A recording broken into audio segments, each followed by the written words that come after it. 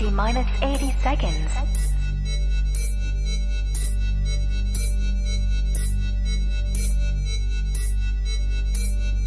T minus 70 seconds.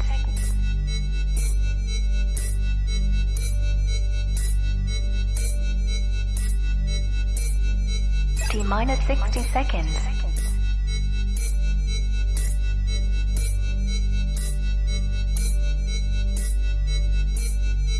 T minus 50 seconds.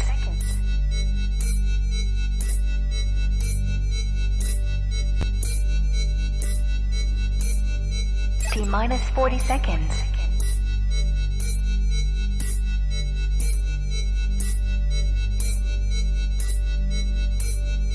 T minus 30 seconds.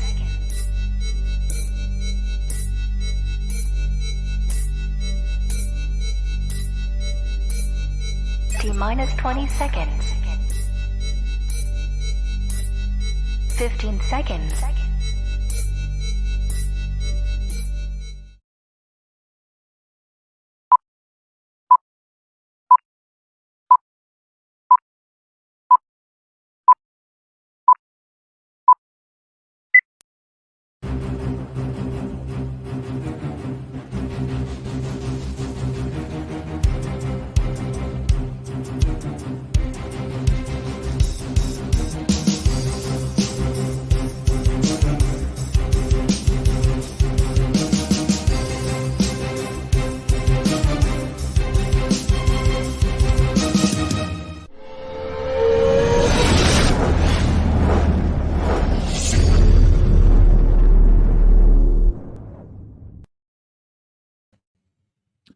Hello, good evening, good afternoon, good morning, wherever you are in the world, and welcome to the Outpost Frequencies, brought to you by thelastmovieoutpost.com for all of your movie news, reviews, and everything cool about film.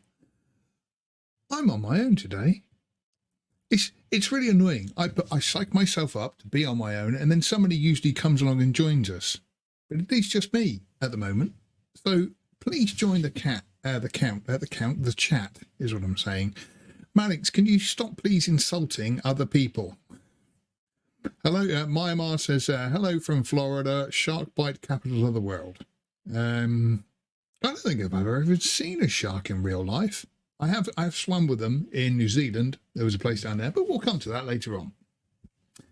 But yes, hello, welcome to the Outpost Frequencies. Like I say, it's just myself today, so you've got the pleasure of my company. All six of you, my goodness. Please don't invite anybody else. No. If you know anybody who wants to join in, the chat would be great today. I must admit, I've had a hell of a week and I'm extremely tired, but it's fine. We're going to crack through this because the live stream is something I know that all of you enjoy. And if it wasn't for me doing this, then you would have to go and interact with your families, and nobody wants that.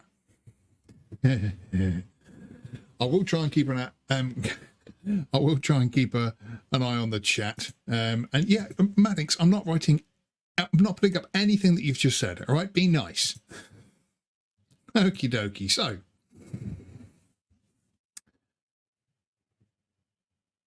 we're all tired and put everything into this stream. Yeah, I see. I can put that up. There you go. Maddox has just said, look, we're all tired and put everything into this stream. Yes, I say I'm a true trooper. While the others are lounging around, sitting around, doing nothing.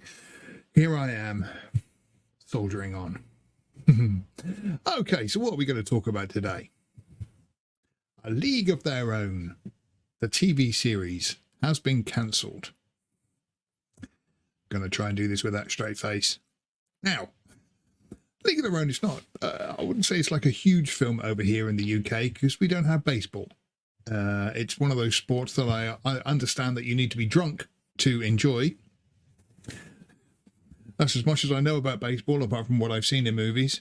But yes, the original movie was quite interesting, about a bunch of females playing baseball while the men were away fighting in, I want to say, World War II. Correct me if I'm wrong. Hey, Big Gator's here.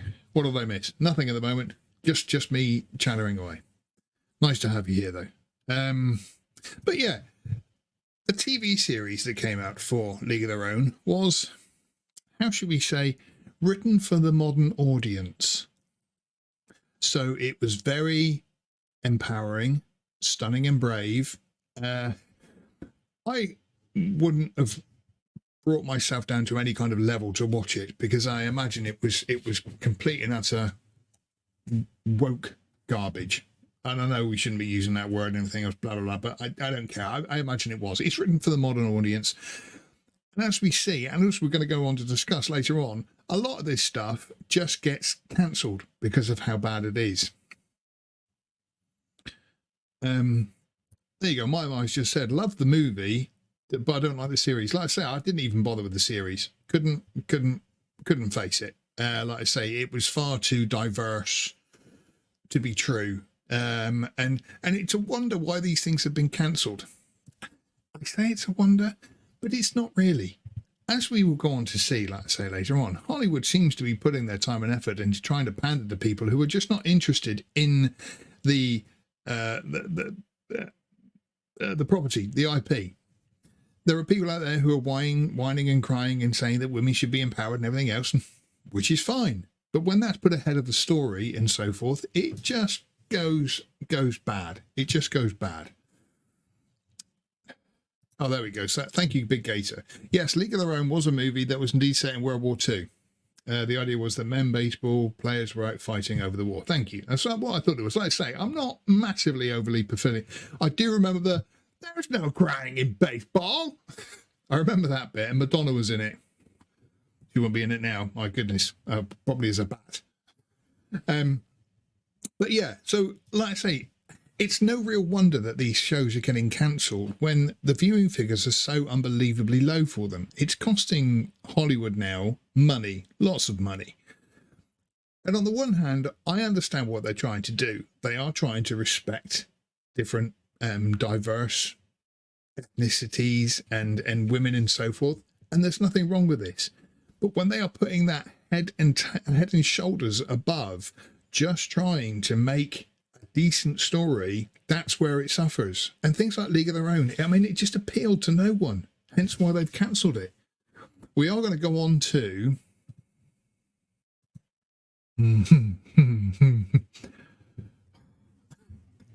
another classic example. I love Willow. I grew up in the 80s, and it's one of those films that I just enjoy. It's one of those films, it's a fantasy adventure. Val Kilmer does some form of accent, not sure where it's from, it's all over the place. Joanne Wally Kilmer, or Wally as she was known before, obviously she married Val Kilmer and that. But again, it's a great story. Warwick Davis found his fame and found this, and you know, the special effects, sure, they don't hold up today, but the TV series, when it was announced, was kind of, okay, yeah, no, we can do a Willow TV series. That's fine. Let's have a look at that. See what that's going to look like. We'll come on to your comment in a moment, Maya. And so, like I say, it was interesting. However, they had to again make this for the modern audience. Now, I've seen a few people on Twitter and social media defending this program and saying how great it is to have lesbian inclusion, not in a fantasy film, not in a fantasy adventure. And again, with Disney, what they did was, as I understand it, I could not finish Willow. It was terrible. It was so badly written, and the two main characters were just the most annoying people in the world. But as I understand it, Willow, the main character, the main male character, was sidelined into his own show, so that the main character was obviously the strong, independent female woman who also happened to be a lesbian. It was ticking every box, but again, it's ticking every box because it's trying to pander to people who ultimately have absolutely zero interest in the original property. Me, I'm 40, what year are we? 2023. 48. I'm 48. It's not a good sign. I'm 48 years old. I grew up as a child of the 80s. I grew up having a wand like Willow. That sounds bad. You know what I mean? And trying to be Willow and trying to do that, you know, and so as, okay, I'm taller than Willow. obviously. But I wanted to be Willow when I was younger. Nowadays, they are taking all of these properties, and we have seen it with Star Wars, we are seeing it with the MCU, we are seeing it with all these other great properties, that they just seem to be trying to replace them with women. And if they can replace them with lesbian women, that's even better. It was a terrible, terrible show. Let's have a look at some of your comments. I'm going to speak carefully. A Big Gator says, all these series needed even more HLA, hot lesbian action. That's the problem. They're not movie lesbians, they're real life lesbians, as we all know are terrible. Myanmar says, I'm sorry, but the woke culture is destroying TVs and movies. Exactly. It's exactly the point, that they are creating these shows for these people who are crying and screaming on Twitter saying, oh, we're not getting representation and blah, blah, blah, and everything else. And nobody's watching these shows. Willow was cancelled. I think it was cost a budget of something like $100 million to make it. It was cancelled and then removed from the servers by Disney because of how bad it was and how little the viewing figures were. What's the point? Why are they making these films then and not for people like me? Obviously, I'm the oppressor and the evil white man. That's obviously what it is. Here we go. There are so many old movies that I have not seen, and I don't even care about the new stuff. You've not seen? You should see Willow at some point. Willow's great.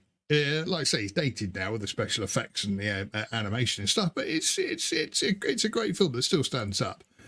Big Gator there says, I had no interest in Willow the series. Again, all these new series need more HLA. Yeah, you don't have to keep saying what HLA is. We know that. We're losing viewers as well at this point, so I'm obviously annoying some people. I'm not. The problem is with everything that we're talking about, it's facts. That these programs are not making money. They are destroying, not destroying, but I mean, well, they're destroying original IPs and stuff, and they're just terrible. And so because of that, people aren't watching them. And because people aren't watching them, then, like I say, we're having a whole culture at the moment which is just burying itself under its own weight of crap. Right, I'm not putting that. Hang on a minute. Oh, I agree. Sorry, I see. I agree. Prefer to watch older movies now. I'm the same. I just found a list of cult horror from the 70s. Fantastic stuff. I watched Piranha, I think, for the first time the other day, and it was very, very good.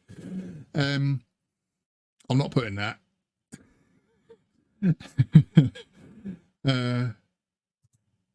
Oh, there we go. Look, there's one. I just watched The Memphis Belle by accident. Nice movie from 1990. You watched it by accident. How do you watch something by accident? Just happened to be walking past a window and somebody had it on in their living room and I just caught the tail end of it. But yeah, older movies weren't written. I mean, obviously movies are influenced by politics and the statements of the day that go on and so forth. I completely understand that. It's called TV. Yeah, all right. You know what I mean. Where was I? Yeah. And these original IPs, they weren't created with kind of like a message behind them of how empowerment and everything else and blah, blah, blah. But nowadays, that is all that seems to be focused on. We are in a desert, an entertainment desert at the moment. It's horrible. I was switching through the channels. Oh, and you found Memphis Belle that way. I must admit, I do that sometimes. You just sort of browse through and it's, what annoyingly in the UK at the moment, there's a channel called Film 4. And they have some good stuff on there. And sometimes you're browsing through and you go, oh, Ghostbusters 2016. Don't do that. All right. Don't tempt me with Ghostbusters and then show me the 2015 version. Moving on. Rebel Moon is the new movie from Zack Snyder. You may have seen the trailer online, which I've got to admit actually looks pretty good. Zack Snyder, I find is a bit hit and miss. The problem with Zack Snyder is, I think visually he is very good, unless he's left to his own devices, like in what was the Vegas one called? Army of the Dead, was it? Yeah, that's what this was called. Well, I have seen it, and I couldn't think about it now. But if somebody told me that Rebel Moon looks sick. When you say sick, do you mean good as you know. Yeah, like I say, I thought it looked quite decent. However, it got to the point where it said written by Zack Snyder, and it's immediately, right, because his writing is not that good. For an example, see Sucker Punch. You know, he kind of made his mark with 300 and Watchmen, but both 300 and Watchmen were written by two of the greatest authors ever, Alan North and what's the other guy called? Frank something or other. I forget his name now. But 300 and Watchmen are two incredibly fantastic stories. Him writing his own stuff, like for example Sucker Punch, although apparently there is a director's cut of Sucker Punch that he wants to re-edit. Apparently it was cut quite a lot by the producers. Who would have thought that in Hollywood? Suits and executives interfering with things and trying to make them better. So I don't know. I'm quite looking forward to Rebel Moon. The only thing is, I am just going to look up the facts and so forth. But with this Rebel Moon, it is going to be a director's cut. The only problem with that is we know what Schneider's like. With his use of slow motion, the film is obviously going to be 17 hours long and mostly in slow motion. And people stood heroically and just sort of, as it does it all in slow mo. I'm just trying to find the article now. Apologies. I did mean to catch up with it today, but I've been working today, and so that's why I'm behind with everything. I can't bloody find it now. Let's use the search function. If you go to thelastmovieoutpost.com, we have a search function. That's what it's there for. Director's cut. There we go. So,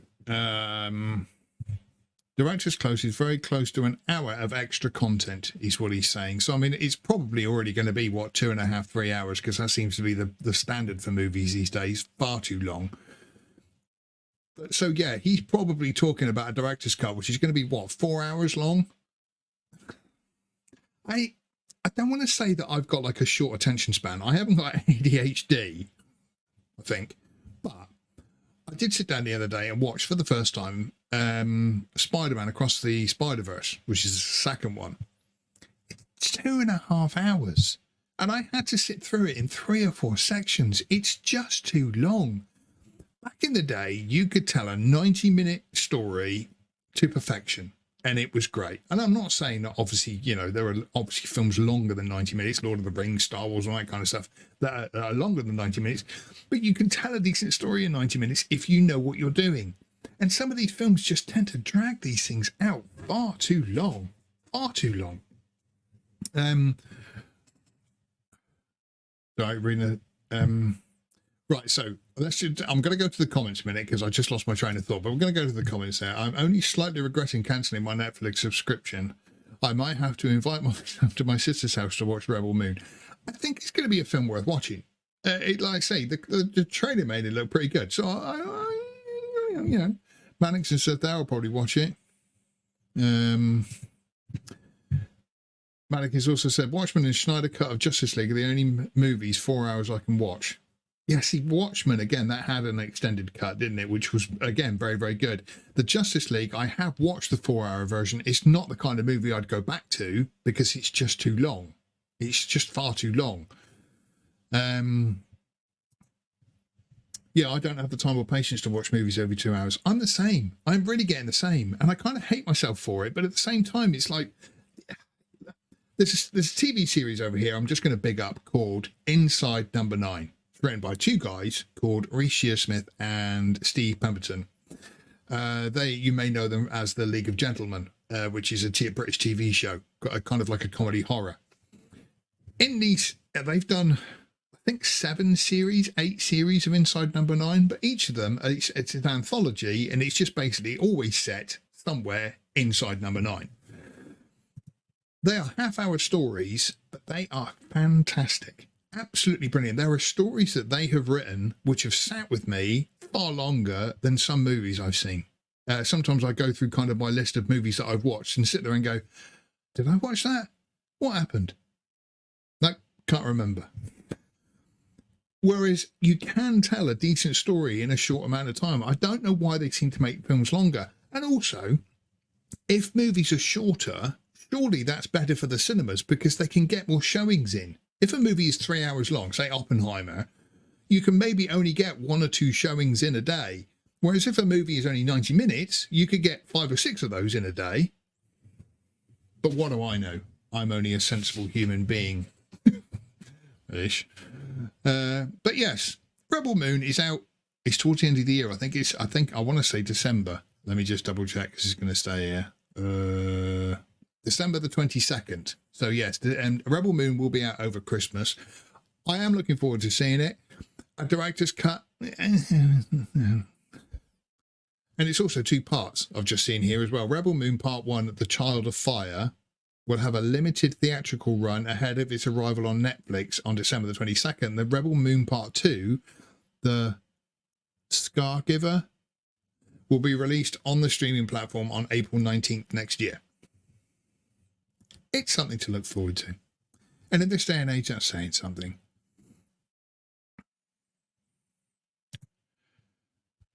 By the way, being on your own, you seem to have much more intelligence about the comments in the chat than before. Yeah, it's because I'm relying on you guys to help me get through this. If I was just talking by myself, this would be bad. So thank you very much. And yes, I'm interacting with the chat because you're all lovely people. And I really appreciate you all being here. Right. I'm going to mention this because I am a huge Jackie Chan fan. I sat down last week and watched Hidden Strike. That is the new Jackie Chan film with John Cena. As I say, I wouldn't say a connoisseur of Jackie Chan, but I do like his early stuff. Project A, Wheels on Meals, Drunken Master. A lot of his early films, fantastic entertainment. And Jackie is the man. I mean, he literally puts his life on the line for these things. Hidden Strike was very political, is the word I'm going to use, because it is all about how great the Chinese government are. I, for one, welcome our new Chinese overlords, and as a celebrity, I could help them to round up other people to work in their salt mines, as Kemperman would say. Obviously, Jackie's getting older. I appreciate that. I mean, the man can't go on forever. Back in the day, when he used to break legs and break his neck and break every single bone in his body to make a film, he can't do that anymore. He's getting older. This new movie, Hidden Strike, was crap. It was crap. There was nothing good about it at all. Yes, there we go. I'm just going to call that comment up there. There you go. Jackie Chan and John Cena are both CCP apologists. Yes, apologists. Yeah, sorry, I do apologise for my reading. I have dyslexia. I'm terrible with that. But yes, they both are. And that's exactly what I thought whilst watching this film, that this movie was John Cena again going, sorry, China. I called Taiwan a country. Oh, God, dear, what an idiot. I wonder if I'll get taken off of that. Nope, still here. But again, it was just about the politics. But it wasn't even the thing I love about Jackie Chan is the fights that he's done. In Who Am I? He fought the ladder. He had the fight with Benny Yaquires in Project A, which is not Project A, sorry, in Wheels on Meals, which is fantastic, gorgeous. He fought Brad Anderson, and again, his fight sequences are incredible. I'm going to spoil this a little bit, but at the end of Hidden Strike, he has a fight with random villain. Bad guy, didn't quite know who he was. But they fought in a room which started filling with foam because it was supposed to be like to prevent fire. But just watching this fight scene was... The whole thing with Jackie Chan is you can see, as opposed to some movies which have like really bad, fast cuts that don't work. A classic example of that is, I don't know why this comes to mind, but Transporter 3, where every time a punch was going to land, they had to cut away, and it was awful. Jackie, they would always have the camera back, and you could see the action, you could see the punches, you could see the kicks. It was fantastic. Jackie Chan is a master at the kung fu entertainment. He's brilliant. Thank you, Gator. Sorry, just staying on there. Yeah, Drunken Master is an underrated masterpiece. It is. It's fantastic. It's absolutely brilliant, and it's quality entertainment. So I'm just reading through the comments whilst I'm talking. I got a lot of respect for newsreaders because they are people talking in their ear and all sorts. And if people in my ear now, I just go, right, what? So yeah, seeing Jackie getting older and seeing these fight scenes done so badly was not good. What was also not good was I looked up the director of this Hidden Strike, and apparently he is the guy who's directing Expendables 4. Again, it's so disappointing. Expendables have been a good series. You know, again, it's stupid male action, things blowing up, people getting shot. Hurrah, we love it. But they've got this new director in, and he just, I'm sorry, he doesn't know what he's doing. Not when it comes to action. It's bad.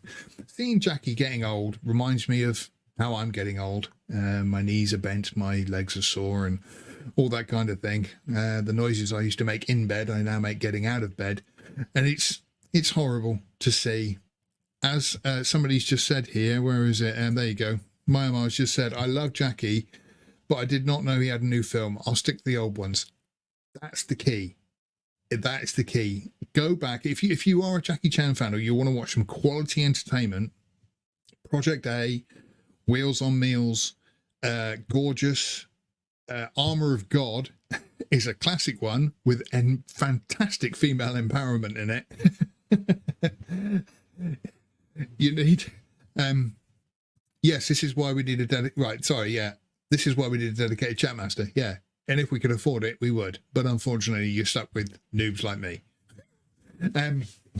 But yeah, go to some of Jackie's early catalogue and you will have a tremendously good time. With his newer movies, The Foreigner was actually quite good. Very much more serious and acting as opposed to the sort of entertainment that he's done in the past. But The Foreigner was quite good. But these new movies, they're not a patch on the old ones. Even things like Police Story. There's so many. I mean, if you go through Jackie Chan's repertoire, catalogue of movies is like over 100 and 150 or so. He is fantastic. And to see him getting older...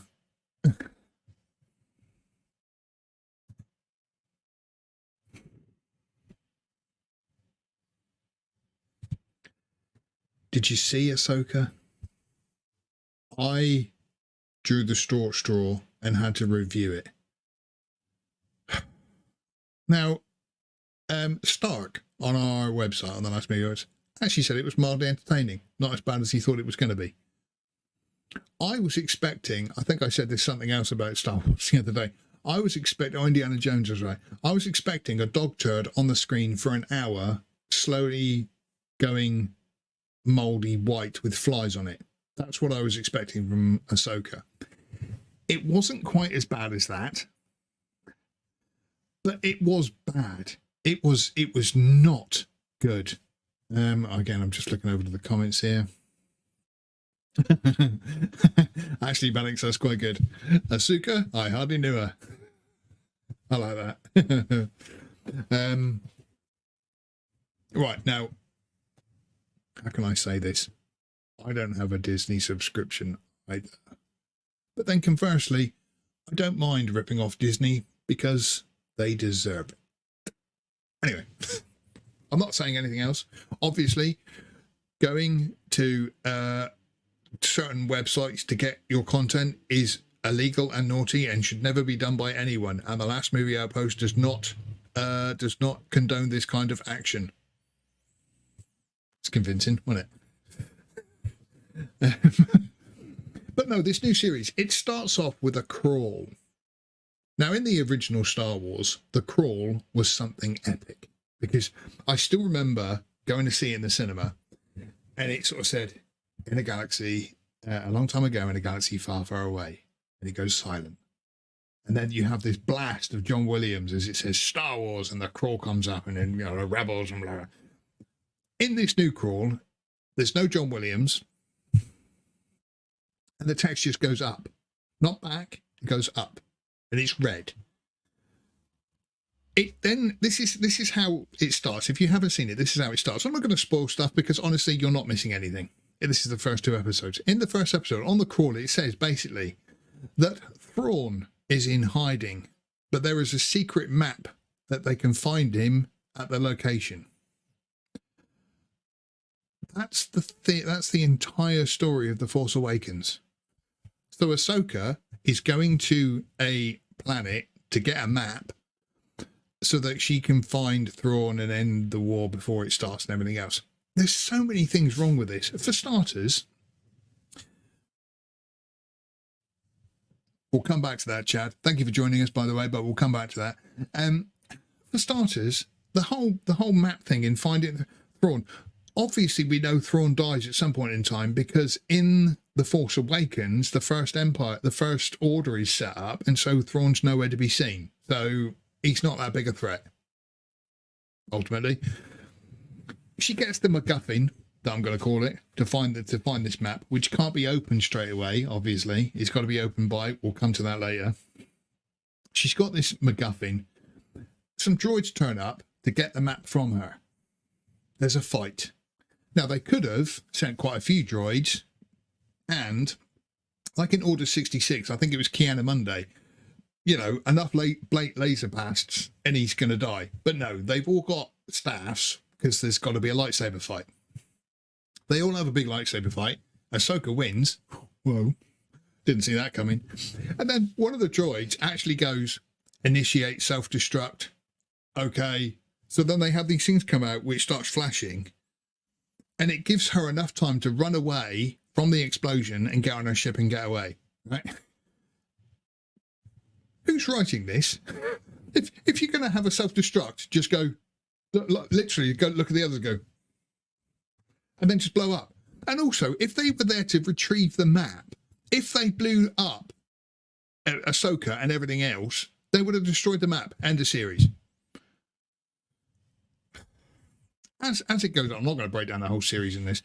This is the first 5 minutes. This is how bad it was in the first 5 minutes. And the whole sequence with her, by the way, looking for the map and the MacGuffin, was basically Raiders of the Lost Ark, the beginning of Raiders of the Lost Ark. Exactly the same. She then has to go to Sabine, who is missing Ezra. That's a mistake they made, because obviously women don't need men now. They should be completely independent and everything else. But yeah, anyway, Sabine manages to unlock the map by literally going, oh, I've done it. I'm not going to go into the rest of it. It is bad. It's terribly written. The fights are very laboured. Ahsoka is a boring character. She's probably going to be sidelined in her own show because Sabine is going to take over. There are 2 Sith, one played by Ray Stevenson, who is good when he's on screen, but it doesn't happen very often. And he's also got some other girl who's his like emo apprentice. And oh, that was another thing. Yeah, so just to bring this up as well. Again, spoilers. Sabine gets stabbed through the chest with a lightsaber. 20 minutes later, she's fine. I can see Qui-Gon Jinn going, seriously? Because I got stabbed by Darth Maul and I died. And yet it seems now anybody... I think the same thing happened with Reva, didn't it? And the Inquisitor in awful Obi-Wan. That they both got stabbed, but they're fine.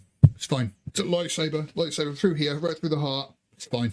Yeah, no, bit of repair. But stick a plaster on that. Happy days. All right, bit of ointment. Mummy's kiss. All done. Absolute crap.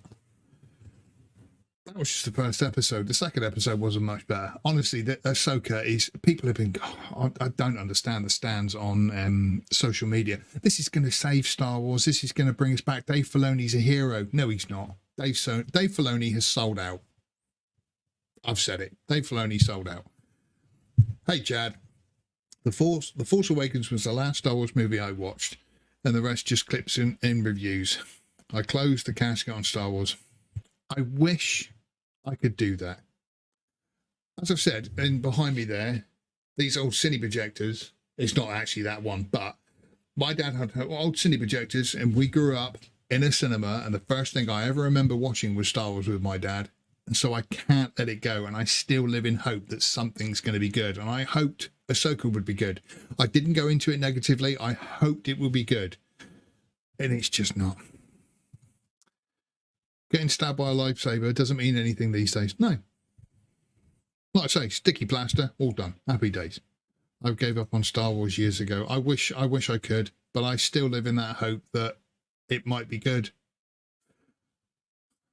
It's a hard life. So, overall, Ahsoka, I hardly knew her. Ahsoka is not good. Forget the stands online who are saying that it is good and everything else. It's really badly written. It's really badly done. Hey, Droll Prince. They aren't lightsabers, they are neon dildos. Yeah, pretty much. See, if if that was the case in Ahsoka, it would be good. Because we're all dirty perverts. I know I am. But yeah, like I say, these lightsabers, they literally might as well be hitting each other with dildos, because that's all the good it would do. It's terrible.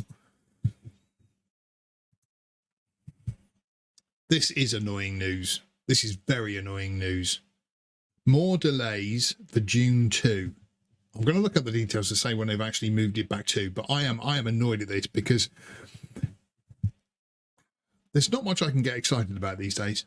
There's not much that I sort of think to myself, oh, great, I can't wait to see that. I can't wait to go to the cinema to see that. That's going to be great. Dune 2 was one of them, and it was due out. Wasn't it due out in September? It was actually due out like in a few weeks' time. But it's been delayed. I'm sure it was delayed back to Christmas. Let me just double check. Blah, blah, blah. Blah, blah, blah. Right, it was to open on the 3rd of November, but it's now been put back to April of 2024. Or is it March? Well, it might be March. Whatever, it's next year and 6 months away. Damn it. Dune is one of those movies. Denis Villeneuve, however you want to say his second name. I don't know how to say his second name. Denis Villeneuve. It's one of those directors who is a filmmaker. You know, he is someone who... Oh, right, sorry. I briefly read the comments there and I got slightly annoyed. I'll come back to that. No, he is one of those people who is a filmmaker. Dune, I'm sorry, was fantastic. Absolutely fantastic. I've seen it several times and it is great. And especially on the big screen. Dune 2, thoroughly looking forward to it. Maya Mars just said there, was looking forward to this movie. Yeah, we all were, because it was going to be good. It wasn't going to be preachy. It wasn't going to be woke. It wasn't going to be anything else. It was just going to be good. Because it was... Right, no, hang on. Right, what? What? That ink? Where's the boot button? Ban. But it wasn't boring. It was fantastic. It was so... Oh, again, it's such an engrossing story. What annoyed me about the first Dune when I went to see it is when it ended, I was kind of... No, why are you rolling the end credits? I want to see more. Because obviously the 1986 version, or is it 84? 84, the David Lynch version was kind of like 1.5 of the books, whereas this one was just the first book. Still give it a 6 out of 10. You've just gone right down in my estimations there, Mannix. Right down. No, whatever. Dune 2 was something we were all hoping and looking forward to because it was just going to be quality filmmaking. Like I say, without the message, without being preachy, it was just going to be good. And now they put it back. Oh, yeah, no, just to mention, as a passing in this, an animated movie that we keep forgetting about is Lord of the Rings War, the War of Rohirrim. That's being moved back to April. They're doing an animated version of Lord of the Rings. Obviously not by Amazon. Because, well, no, it must be by Amazon. But, I mean, Amazon have been completely ruining in Lord of the Rings at the moment. It was not bland. Right, how can you say Dune was bland? Bland, it's like the opposite of bland. Everything about it was so perfectly set and cast and visually stunning. Bland. No pleasing some people.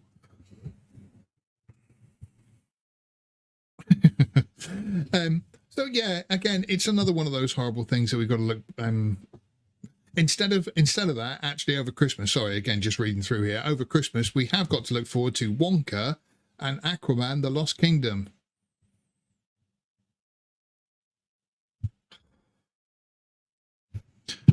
So instead of watching Dune Part 2, we can go and see Aquaman, The Lost Kingdom. I hope Amber Heard's in that. She's great. Ugh. You guys that called Dune Part 1 are crazy. Hang on, what? What do you mean that called Dune Part 1 are crazy? Yeah, I think you're missing a bit there, Gator. If Lord of the Ring is done by FC, I definitely won't watch it. I kind of will, out of my own curiosity of how bad it was going to be. Oh, I see. Right, it's okay. Right, Big K is just correcting himself, saying, you guys that call Dune boring are crazy. Yes, they are. That's exactly right, Big Gator.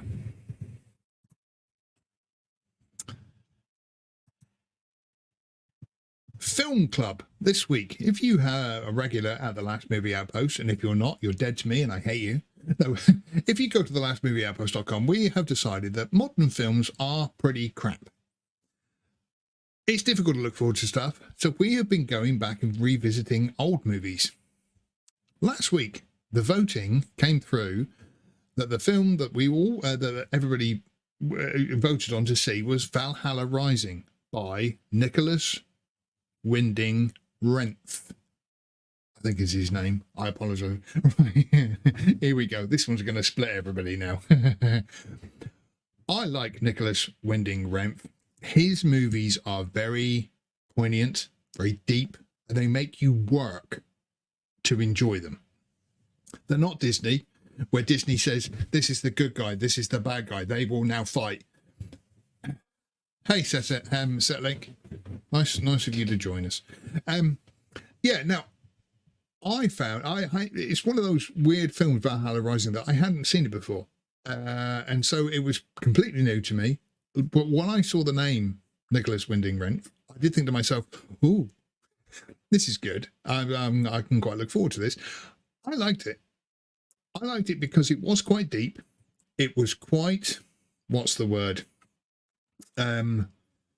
It was one of those films that you think about afterwards. What's the meaning? I think Renage said, is Valhalla Rising on Tubi? It possibly could be. I don't know. It's one of those films where, is it about a journey through hell? Is it about human existence? Is it about knowing your own fate? There are so many things. Man, it's just, I'll come back to that. There are so many sort of deep things in this movie. I really liked it. My favourite review of it was, I'm just gonna read this because it was quite funny, and it's a pity Aggie's not here with us. Matt's not here with us this evening, because his review, all of us. Now, see, I'm Malik. I'm going to come back to your comments. But Valhalla Rising, Sean B wrote, a few paragraphs saying about it. Rennie's wrote that he didn't really like it. Eggy, this is word for word. The first 10 minutes show gory, gruesome, and promise, and then it just becomes a load of pretentious whack. Complete bollocks, half a star.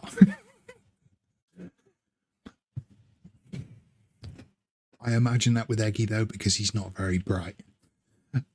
I know he's going to watch this back later and he's going to kill me, but I don't care. But he likes Man of Steel, so that's his level. It's pretty low. Love you, Matt. Love you. No, like I say, I quite liked his work, and I to me it was just nice watching something I haven't seen before. I do find that very difficult these days. There's nothing new that comes out that kind of captures my interest, and I'm always going back over old films to watch. I recently watched, for the first time, forgive me, don't shout, Piranha by Joe Dante from 78. What great fun that was. It was awesome. That was great. A scene where kids are attacked by piranhas. Beautiful. Masterclass. Right, Mannings. Drive was his only good movie. Drive is excellent. Excellent movie. It's fantastic. Only God Forgives has some quality. Got to admit, Only God Forgives it's borderline over that border of art house. I found it very, very difficult to enjoy it very difficult to enjoy. It's not a film I would go back to. Drive is excellent. Valhalla Rising, I liked. I'm just trying to think of a couple of his other films now, and I can't remember off the top of my head now. But no, Only God Forgives was, I didn't quite get it. Chad said there, I really look forward to the reviews of Valhalla Rising on the site and wasn't disappointed. Very diverse. I really liked it. Atmosphere, violence, but I can see why everyone's not cup of tea. I'm exactly the same. I can understand why people don't like it, because you do have to work to kind of understand it. To me, I like that. I like to be challenged. I like to be mentally challenged. So many jokes I'm not going to do. Sorry. Yes, Chad, thank you very much. Bronson is excellent. Yes. Again, I watched that quite recently, and Bronson is excellent on there. Very, very much. Very, very much so, with Nicholas Winding Refn. So, yeah, the film club was quite interesting. I will be, in 15 minutes, announcing live on this stream what next week's film is for Film Club. You could literally not get more exciting. And it's 15 minutes. I'm already bored. Let me just have a drink, just a second. I must admit, talking to myself is quite nice. It's nice to have some intelligent conversation. Right. Drive is his only great movie. I don't know. Dicey Bronson is pretty good. Anyway, let's move on. Shark movies, the main topic. Da da da da. Now, the reason why shark movies came up, and that's from Blackadder.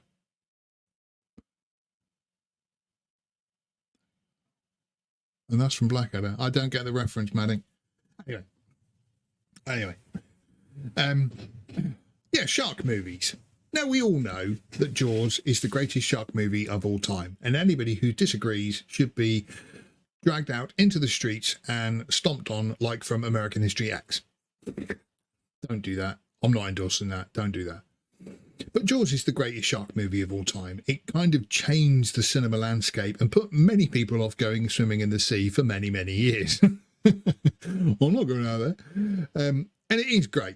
I mean, you can go back to Jaws at any time and watch it, and it's just fantastic. The monologues in there, the camaraderie of the three main characters on the boat and everything. It's a masterclass, as I would say.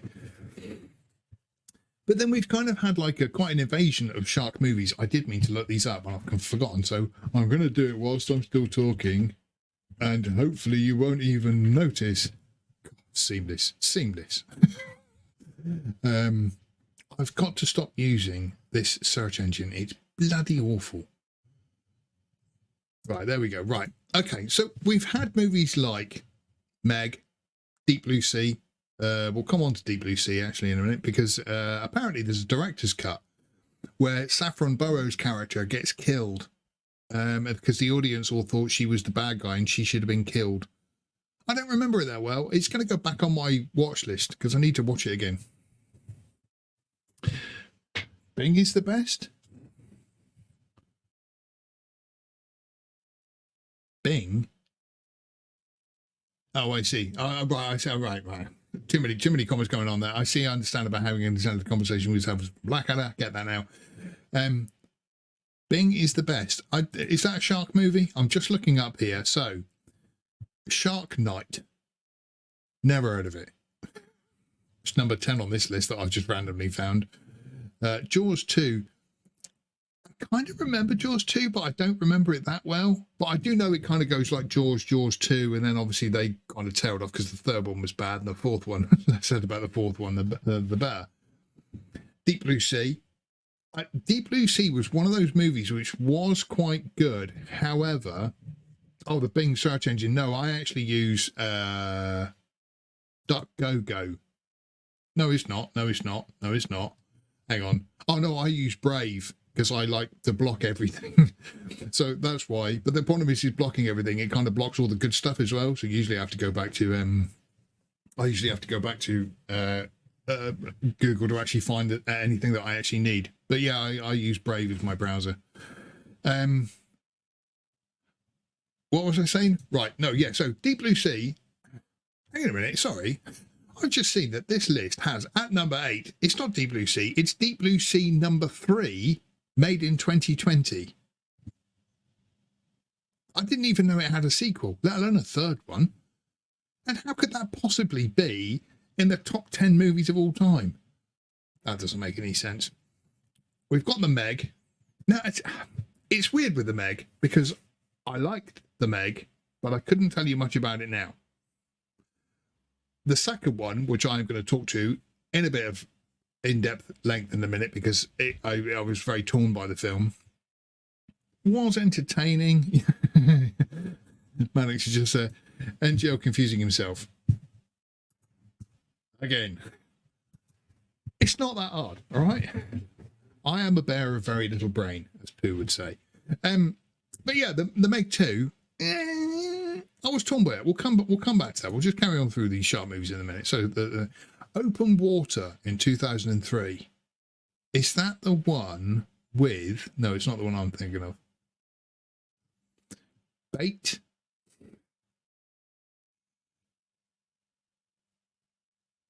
Oh, I've just had a message come through saying don't forget to get comments. I know, I will. 47 metres down, Deep Blue Sea. Right, it's number 3. That's more like it, 1999. The Shallows. Now, see, The Shallows, I thought The Shallows was stupid. It was it was an interesting concept, but the end of the movie, where she was diving down and the boat was, and she stabbed it, really lost it at the end for me. It was nice seeing, what's her name though? Blake Lively in a bikini. That's always good. And as they've got rightly here, the number 1 movie of all time about sharks is Jaws. It's Sharknado. No. That's really not it. I'm going to go into the... So I'm going to come back to... Where is it? Not that one. Meg 2. I'm going to talk about Meg 2 for a little bit. Meg 2... is directed by Ben Wheatley. Ben Wheatley is a British director who I am very fond of. His early work is very surreal, very twisted, very much like Nicholas Winding Refn. You kind of have to work to understand it, and they're very dark comedies and so forth. Field in England, Sightseers is a particular favourite. The Kill List. I was hoping for Ben Wheatley to direct Meg 2 in his style. That is not what I got. For the first half of the movie, I was pretty annoyed at the whole thing, because I kept thinking this is not a Ben Wheatley movie, this is a Jason Statham movie. Not that there's anything wrong with Jason Statham movies, but when I realised about halfway through that this was more of a Jason Statham movie, I then started to enjoy it a bit more. And the second half of it was good. I mean, when I say good, this film is awful. But it's a summer blockbuster. It is very much turn your brain off, go and watch Jason Statham fight 3 sharks and a kraken. Okay, that's all you need. Okay, the story is quite weak. The second act is dull as dishwater, but the first act's quite good. The third act's quite good. And overall, I kind of enjoyed it. I was annoyed, though, that it wasn't a Ben Wheatley movie, but I just thought to myself, do you know what? Maybe Ben Wheatley is just integrating himself into bigger society as opposed to his independent movies. And he thought to himself, I don't want to do anything deep. I don't want to do anything sort of like subliminal and all this lot and everything else. I want to make a giant shark movie. And that's exactly what he made. Oh, Ben Wheatley, never heard of him. Exactly, look him up. Especially give a try to A Field in England, The Kill List. Free Fire is also very, very good. I'm just trying to think of the other one, which he did a remake recently of Rebecca with Lily James and that lovely Armie Hammer. Oh, whatever happened to him? Which was actually quite good. It was quite decent. I'm just going to call up settings. The other shark movies, The Firm and Justice for All and Ace Attorney. I see what you did there. Oh, clever. Nobody's mentioned Shark Tale yet with that wonderful, what's his name? Mannix just asked there. So Ben Wheatley's now working for Chinese cinema. I want to say no. I hope he hasn't gone corporate. I think, well, like I say, this might just sort of put him on the map of kind of filmmakers that people, now recognise and know. But hopefully, no, I don't think he has sold out to China. I think he just had fun wasting Chinese money and and several scenes of Chinese people being eaten. Not that that's a good thing, because Chinese people are people as well. Right, I'm just on the Last Movie Outpost website now. Oh, comments, here we go. Sharknado is the best. Do you know what? I have never seen Sharknado. I have put it on my watch list, so I am going to watch it just to see it. I am expecting it to be absolutely bloody awful, but, you know, yeah, but I've never seen Sharknado. Have any of you seen Sharknado? Any good? Yeah? No? Shark's Tale was a good movie. My family enjoyed it. It's Martin Scorsese's best film. Yeah, have any of you seen Sharknado? Any good? Anything to say about it? I'm just looking through some of the other comments here that we've got. Blah, blah, blah, blah, blah. There's people arguing with each other. My goodness, here people are getting into like Troll Prince and GC are going through these massive discussions and stuff. I'm not reading all that. Too long, didn't read. Here we go. Gigantic Kahuna has said Jaws 2, The Shallows, Deep Blue Sea, The Meg, and then everything else is underneath that. I can kind of see Iron Squid there is mentioned 47 meters down, which I have seen quite recently, and I remember it being quite good.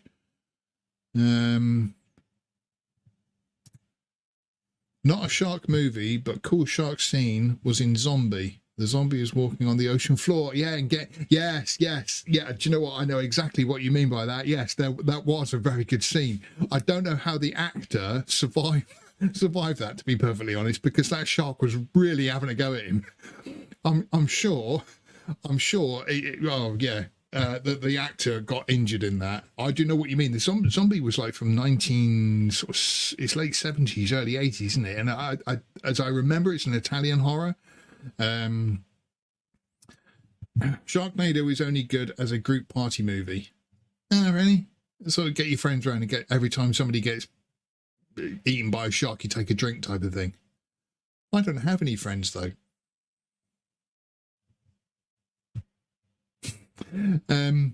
Mannix has just said a 6 on IMDb Rebecca remake. Why are these people involved still alive? Oh, as we all know, the IMDb don't mean anything with their what's the word? With their reviews. It's all right. Honourable mention for 47 meters down. Yeah, 47 meters down was quite good. Iron Squid is mentioned there. The Reef, 47 meters down. Everything else after that is crap. Piranha is probably one of the best Jaws rips-offs, which I completely agree with. Like I say, because I only saw Piranha literally a day or two ago, and yeah, obviously it's a huge rip-off, but great fun. It's like Highlander. There can only be one. That's what he's talking about. Jaws as a shark movie. Deep Blue Sea. I kind of want to see Deep Blue Sea again now.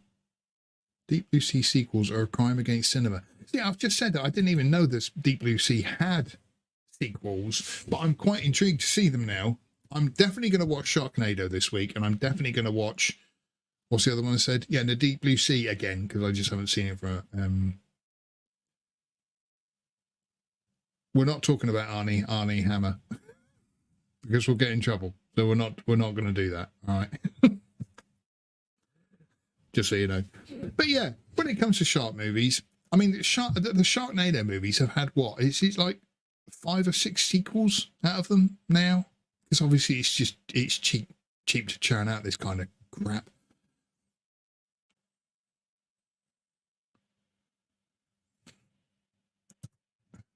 Please note, unless I at you, I am only talking to hosts. Ooh. And back to 10 paces. But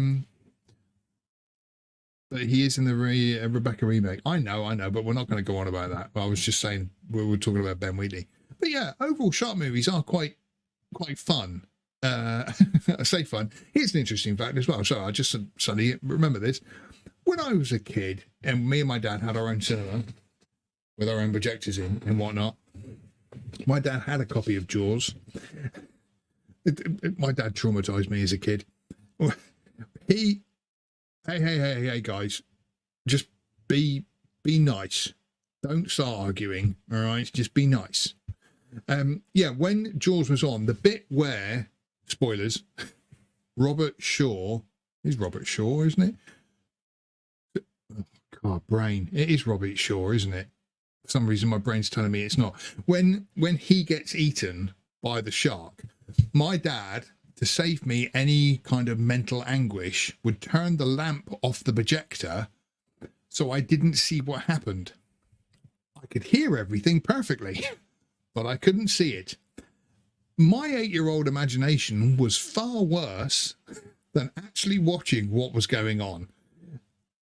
My father mentally scarred me for life with that until I actually saw the scene and thought, yep, not as bad as what I was thinking. I don't care who started it, just stop it. All right? Be the bigger man. Come on, grow up. Be grown up like what I am. But yeah, Jaws is easily the greatest shark movie of all time. Everything else comes later to that. Jaws 4, where they get away from Amityville. Is it Amityville, the village? I forget now. And they go on holiday, and the shark finds them on holiday.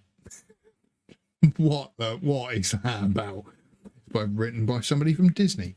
Right, what I am going to do is now talk amongst yourselves. No. I need to go to right. So we are now.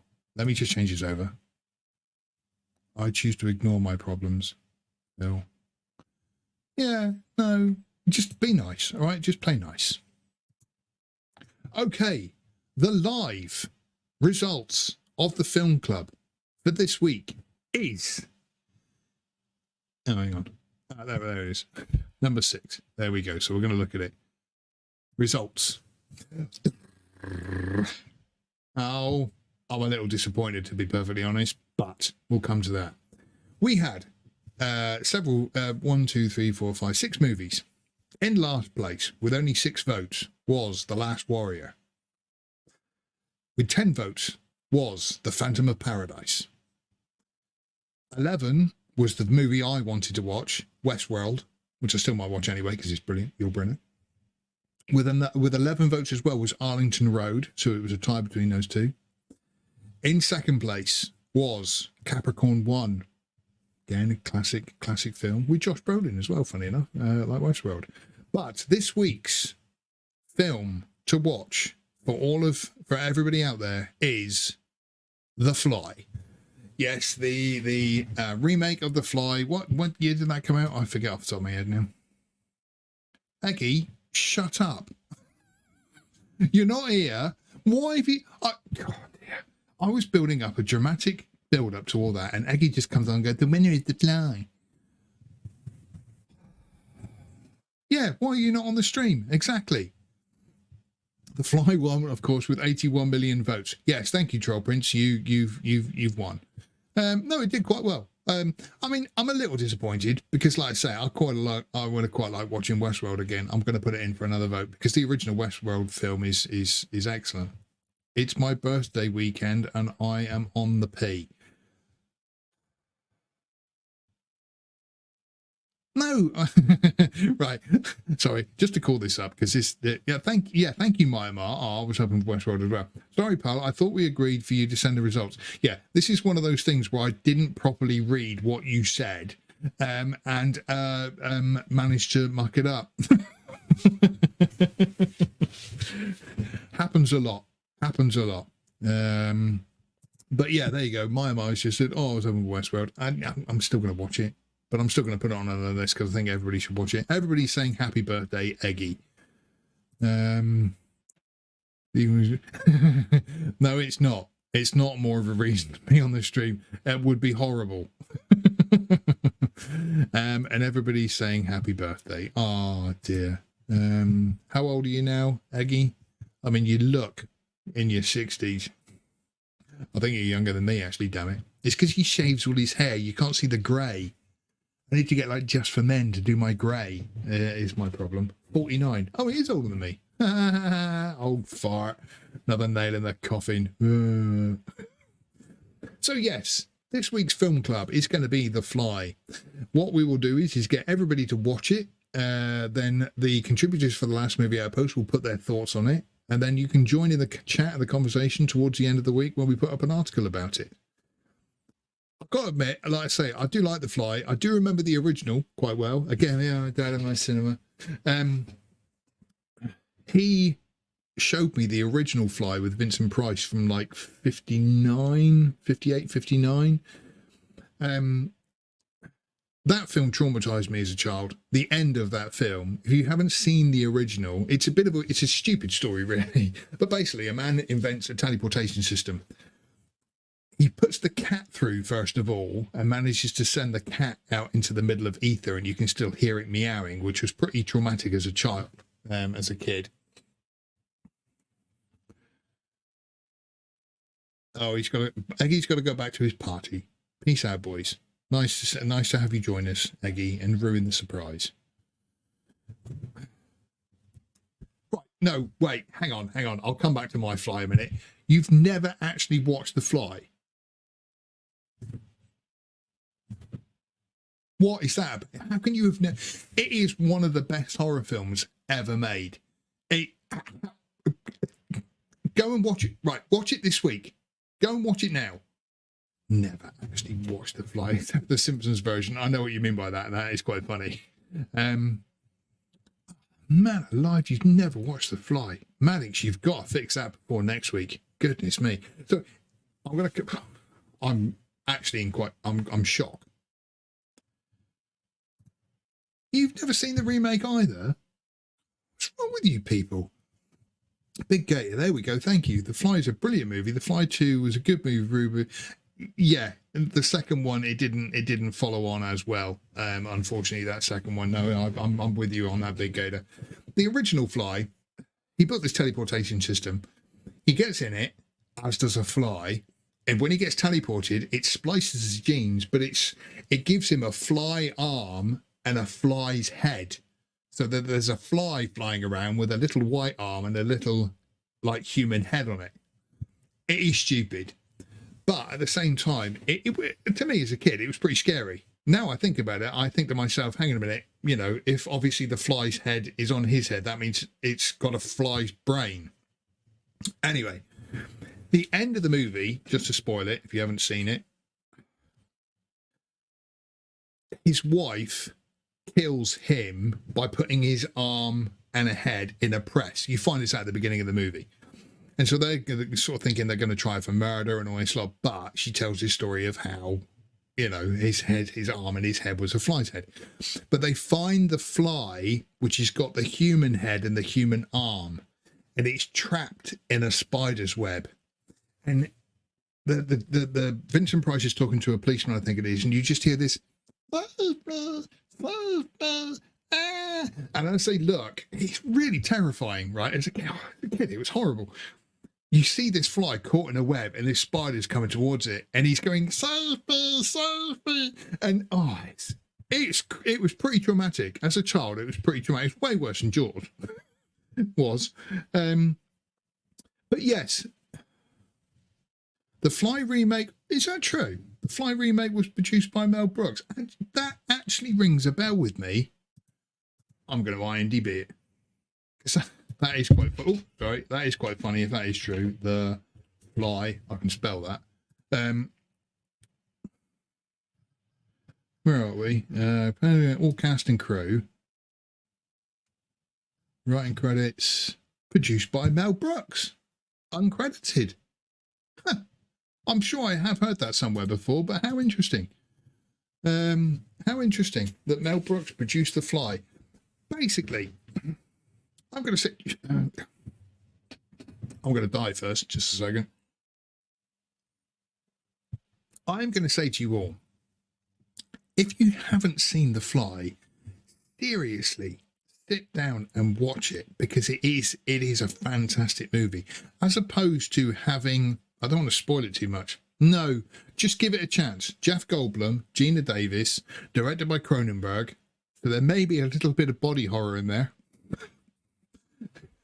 But if you haven't seen it, honestly, watch it. It's fantastic. Come back to us to the Last Movie Outpost and you can write your own review up and want to... Yeah, you convinced me. Give me back my $1. Not sure I'll get that one. But that's it from this Last Movie Outpost this week. Thank you all very much for joining me. I much appreciated it. Like I say, talking to myself would have been just weird otherwise, and I'd have been going crazy. But no, thank you very much for joining us. I hope you all enjoyed it. Make sure you subscribe to the channel, like, and blah, blah, blah, and everything. Oh, hang on. Make sure you go to the website and the Twitter and everything else and whatnot. You can find me...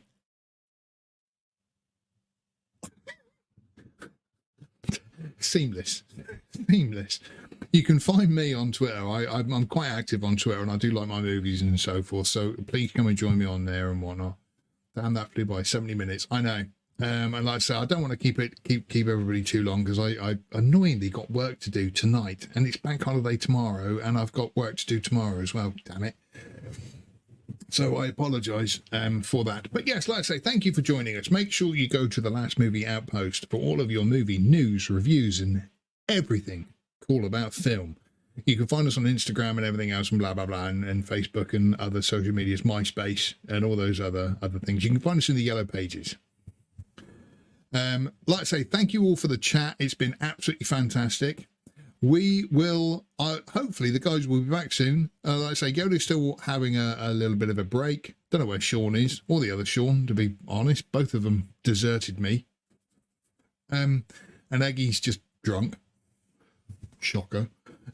But yes, have a good week, everybody. And I will be back next week because I'm always here because I haven't got a life.